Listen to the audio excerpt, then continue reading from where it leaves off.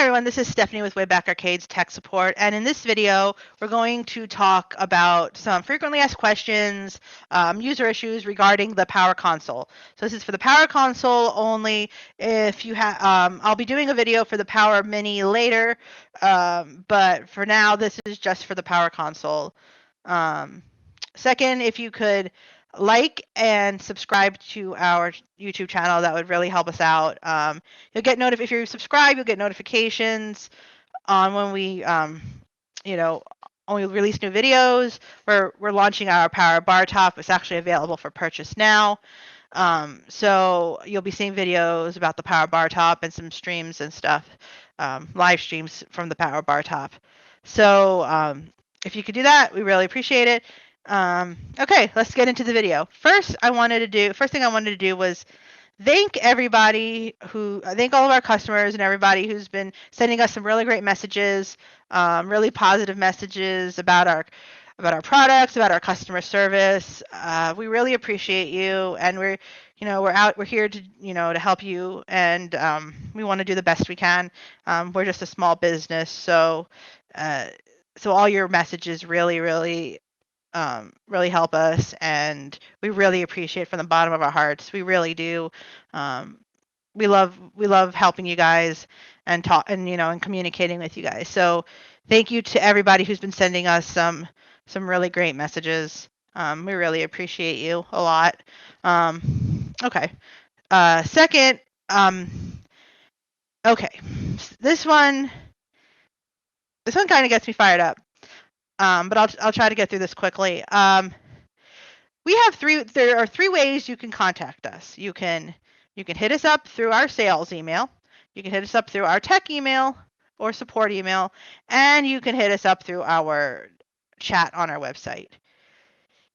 If you have a technical support question or technical support issue, please only hit us up at tech, TECH, at way-back-arcades.com. That is the only place you need to hit us up. Please do not send us emails and chats to every single one of our communication lines, because different people man different things. So if you send an email to all of our email addresses plus your chat, we don't know who has responded to you. So you're not gonna get responded to quickly, because no one knows if you've been responded to or not. If you have if you really need technical support, first of all, don't panic. We've seen a lot of that. No need to panic. If it's during business hours, you'll get responded to pretty quickly. If it's on the weekend, usually Saturdays, we're pretty good on responding. Sundays, you might not hear from us. We usually take Sundays off, but you'll definitely hear from us in the morning on Monday. And also, if you hit us up overnight, okay, we're on the East Coast, so we're on Eastern time. So if you hit us up overnight, expect to be responded to in the morning. We're not open 24 hours for customer support, so because we are a small business. So just if you hit us up overnight, just know you're not going to probably get responded to until the morning. That's another thing I wanted to say. But yeah, please only if you have technical support, just hit us up, or anything. Just hit us up one of our lines of communication. If you have a sales question, hit us up on our sales email address, but that's it. If you have something quick, you can hit us up on chat. That's not important, I mean, it's important, but not crucial. If you have technical support, hit us up on our tech email address, and if you do that, you'll get the right people, and we'll also be able to see how we've communicated with you. If you only hit us up at one spot, there'll be a record of how we've helped you. So that just helps us out, because if you do that, it'll be faster for us to help you.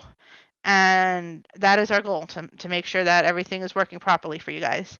So so please, if you have a question, if you have an issue, hit us up at only one of our lines of communication, and we'll get back to you. We promise. Um, okay. Next, okay. So next, I wanted to talk about things with the Power Console. That I've been seeing a lot, and I just want to. These are. I don't know if all these are addressed in the other guide videos, but most of them are. So I'm just gonna remind you guys in this video. So first thing I wanna talk about is how to shut down your Power Console properly, because I've been seeing a lot of people not doing that, and I know I mentioned it in the welcome video on how to shut your Power Console down properly. So I want to address it again here, because if you don't, you might get corrupt files, and then that'll require us to get that fixed for you. But first, let me show you how to shut it down properly. Because you definitely don't want corrupt files. It's unnecessary. It's like an unnecessary thing if you just do it properly. So what you don't want to do is, when you're done, just flip the switch. You need to shut down your system and then flip the switch. So what you're going to do is you're going to get into your platforms screen. You're going to press the bottom middle button, which is the back button. You're going to go hit the joystick up, and you're going to go to shut, and you're going to go down to the bottom, and you're going to get shut down. And then you're going to select I'm not going to do it here, but you'll press the bottom left button, which is the select, and you'll shut your console down properly. Once it looks like it's shut down, like a regular computer, like a regular Windows computer, then you can flip the switch. And that is how you shut it down. You need to do this every time, or else if you don't, you'll probably get some corrupt files that we're going to have to replace. Easy fix if you do. So don't panic if you get messages about getting corrupt files. You might get a message as your console loads. You have a corrupt file, and then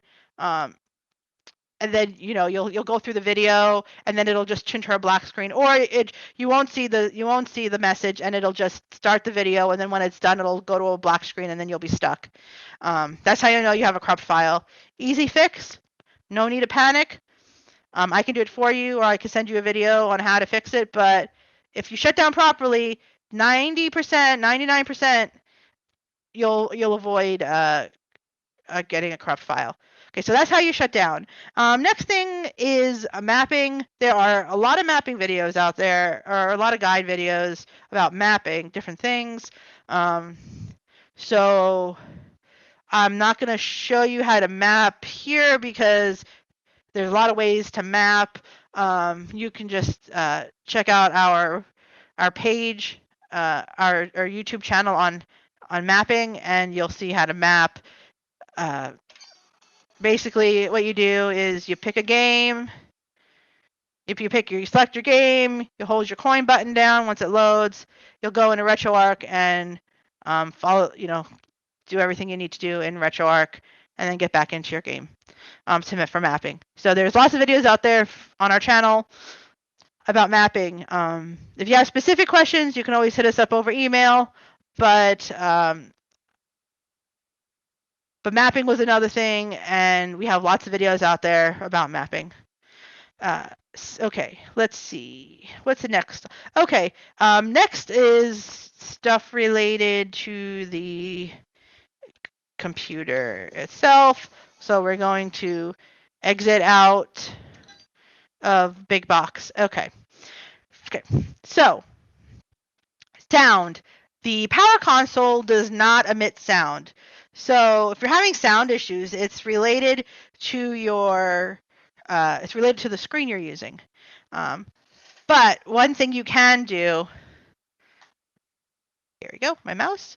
One thing you can do is go down, you go to your, like I did, like you saw before, you go, like you're going to shut down, but instead of going to shut down, you go to exit, and that's how you get to your desktop. You're going to go to here. You're going to right click on your sound settings and you're going to check here. And you can see what it's connected to. You can see what mine's connected to here. And then you just make sure that it's connected to your screen and that's basically make sure you have sound. You can always test it if you need to test it, but you make sure you have sound here. It's not muted or anything, and that's how you can check that your console is getting sound. If you're still not getting sound, but it looks like it's connected, that's your screen. It's not the power console. Okay, so that's sound. Okay, another issue, big issue that I've been seeing lately, which I don't know why this is starting to become an issue, but Future Pinball. Everyone who has Future Pinball, it sometimes doesn't load properly when it's connected to your when you have it connected to your screen. So Future Pinball, so Visual Pinball is fine. There's no issues with Visual Pinball. Future Pinball needs 100% scale to work properly. So what you're gonna have to do is you're gonna go here. You're gonna go on your desktop. You're gonna right click. You go to Display Settings, and you're going to look at your scale. Okay, and here on your scale, you want it to say 100%. And if you're playing on a really large screen, it may look really tiny, but your desktop may look really tiny, but it'll look fine when you start playing your Future Pinball. But we've noticed that the Future Pinball only really works if you have your scale set at 100%. And if you're in big box, you click on a Future Pinball game and it looks like off-centered or the sound you're not getting any sound, and it just looks really weird. You know that it's your scale, and every time you unplug it from your screen, it may revert back to what it wants to set it to. So if you set it once and you unplug it, you're gonna have to check it. If you're seeing that you're having issues, you're gonna have to go and change it again. Unfortunately, the screen that I use to test everyone's power console wants to set my scale at 150%. It's like a 27-inch screen, I think it is. So I want to set it as 100 or 150%. So every time I go in to test your machines, I have to make sure I set my scale at 100%. And then it'll, as long as the HDMI is connected to the screen and my power console, it'll remember that until I unplug it, and then it may forget it. So if you're playing Future Pinball and you unplug from the TV, then you might have to change it back. So 100% scale for Future Pinball. If you're having issues there, try that first, because that is usually the culprit of why your Future Pinball isn't working. Okay. Next thing, refresh rate and screen size. This has been a really big issue lately. So I want to address, I have a whole video on refresh rate, but I also want to address screen size here because this is important. If you get the power console and it appears when you plug it in that it looks like it's like playing in slow motion, your sound sounds like it's in slow motion, you have a refresh rate issue, meaning your screen can't keep up with your computer. So what you want to do is you want to go and you want to get back into the system, like where we check for scale. You're going to go to advanced display and you're going to check your refresh rate. And if I was you, I would set it to the highest rate that you can set it to. So my screen's only allowing me to go up to 60 hertz, which is fine for, I'm playing on this one I'm using now is a 22-inch. So it's fine. You any screen usually lower, 40 inches or smaller. I've never seen a refresh rate issue with a 40 inch. I wouldn't even go 40 inches, but like 30 something inches or smaller, usually not a refresh rate issue. It's when you get towards to the bigger sizes, which I don't recommend actually if you want to play on a big size, because these are old games anyway. They're just going to be extra pixelated, and you might have a refresh rate issue on top of that. So if you stay like 40 inches or smaller, it's probably good size. Um, like my TV is like I think 27 inches, and the one I'm on now is 22 inches, and it's plenty big enough for me for me to play on, for my power console. So because just remember, the bigger the size, also the further back you're going to have to play to be able to see it. It's also going to be extra pixelated because it's stretching. These are 70s, 80s, 90s, early 2000 games are going to have to stretch to fit your screen, which is if it's like a 60 inch, it's going to be extra big. Plus, your screen might not be able to handle it, so you're going to have the refresh rate issue, and your computer will only allow you, or will only give you the highest refresh rate your screen can handle. It's basically like they negotiate, like, oh, like I can only handle up to a 60 hertz refresh rate. Okay, that's all I'm going to allow you to do. But it may only allow you so you're only going to be able to choose up to 60, but your screen may need something way more to be able to play your game because how large it is. So your screen might not be able to even handle your the power console. So that's why we try to tell people to not play on big screens. First of all, I don't see how it can be enjoyable because of how large it is. Then secondly, if your screen can't handle something higher than a 60 hertz or 30 hertz, some large screens can't even go past 30 hertz, which is definitely not high enough, for this. So I've noticed that some only give you, like, some large screens only can give you up to 30 hertz.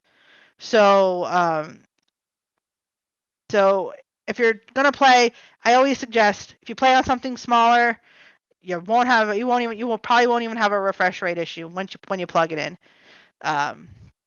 So that's screen size and refresh rate. Just my opinion, but I'm telling you, it's going to be a better experience if you play on something a little smaller than 60 inches or 55 inches. Those are kind of big or more or greater. It's just, it may not even work. So, okay, so that's refresh rate. And lastly, one thing I just wanted to just quickly mention is sometimes so we ship your consoles either UPS or USPS, depending on where you live and what you can receive. We try UPS first, but sometimes it has to go USPS. We put fragile stickers on them. We package them up, with foam and everything, but but these carriers aren't careful. No matter how many fragile stickers you put on, they're still not careful. So they can get bumped and stuff during transit. And sometimes the USBs that are attached to the joysticks and plugged into the computer may be made, be jostled loose during transit. So if for some reason when you turn on your power console and your joysticks aren't lit up, the first thing I would do is make sure that they are plugged into the computer. So what you're going to do is there are two screws in the front of your power console. You're going to unscrew them. You're going to carefully lift the lid, and you're going to see if they're plugged in. Even if they are plugged in, but they're not lighting up, I would unplug it and then plug it back in, just to make sure that it's in tight. And then carefully, it's just because where your encoders are, there's right at the edge. So you're going to carefully shut your lid, and I would just make sure that they turn on before you screw them back in, and make sure everything works before you screw them back in, before you put the screws back in. So so that is so that's if your buttons don't light up when you turn on your power console. It probably got jostled loose during transit. I know we try to secure it the best we can on the inside, but sometimes they just get really jostled and they come loose. And it's not a big deal. You open it up, you plug them back in, you shut it, and you screw it back together. So that's all I wanted to address today for the power console. I'll recap. So I'll do a recap quick. Okay, so if you want to hit us up for customer or for tech support, hit us up at the tech at wayback or way-back-arcades.com email only. If you do that, you'll get responded to right away, and we'll know that okay, you only hit us up at one spot. We know that though that person can. It's me. I'm the one who monitors the tech email, so I'll respond to you right away once I see your email. If you just do that. Shutting down. Remember, you're on the platform screen. You go back. You go to the bottom of the list. You go to shutdown. You select shutdown. You let your computer shut down, and then you flip the switch. Do not flip the switch right from Big Box. It could corrupt your files. You want to shut down every time. It just will save all the issues. So please shut down before you flip the switch. That's the one thing that I need to stress. Shut down before you flip the switch. Second, mappings. We have videos about mappings on our guides in our guides playlist. So if you have any mapping, but if you have a specific mapping question, or you're having a mapping issue, you can just hit us up at tech and we can help you with that specific issue. But we do have videos on how to map all different kinds of things. Sound, the power console doesn't emit sound, but you can go into the desktop and just go into the desktop and right here, click on that and make sure that you're connected to the right thing and make sure that it's on and you can hear your sound. Otherwise, if you can't hear sound and it's connected to the right device or to the right screen or sound device, then it's whatever your device is or your screen. It's not the power console with the sound issue. Future Pinball. Make sure when you play Future Pinball, you add 100% scale on your computer. You go back here, right click, here settings, and right here scale. You change your scale to 100%. It'll just make everything play, or that's what Future Pinball needs to play. You'll know right away if it's like if the picture on Future Pinball is like off to the side. You'll know right away that it's not going to work. Your scale is wrong, and it's not going to work properly. So if you see that, just fix your scale. Every time you unplug from your screen, you may have to change your scale because it wants to put it at whatever your screen wants to assign it to. So if you have that, refresh rate, same thing. You go into here, you go into advanced display, you check your refresh rate. Only if you turn on your power console and you're seeing slow motion picture and slow motion sound. If you're playing with are you playing on a screen that's like in the 20s and the 30s, you shouldn't have a refresh rate issue. If you're playing on something large, you probably will. So you'll need to go in here and pick your largest refresh rate that it'll allow. It may, like I said before, it may not be large enough, so you might not be able to play on that screen. But because it'll only give you the largest refresh rate that your screen will allow, and it still may not be large enough. So that's why we recommend playing on 20, 30 inches. And plus that's the best play, we think anyway, because you do something large, it's going to be stretched, extra pixelated. You have to sit way far back to get any enjoyment. My dad makes the joke that if you're playing on a 80-inch or 60-inch screen, you're gonna have to sit in your neighbor's house to play to have an enjoyable experience. So just keep that in mind. Lastly, buttons. If your buttons when you first get your Power Console and your buttons don't light up, open up your Power Console, the 2 screws in the front, open up the lid carefully. Make sure your USBs are plugged into the computer. That's the only reason why they wouldn't be lighting up, because they're disconnected from the power source. And then shut your lid carefully, and you can screw it back in once the buttons are lit up. Again, can get jostled during transit.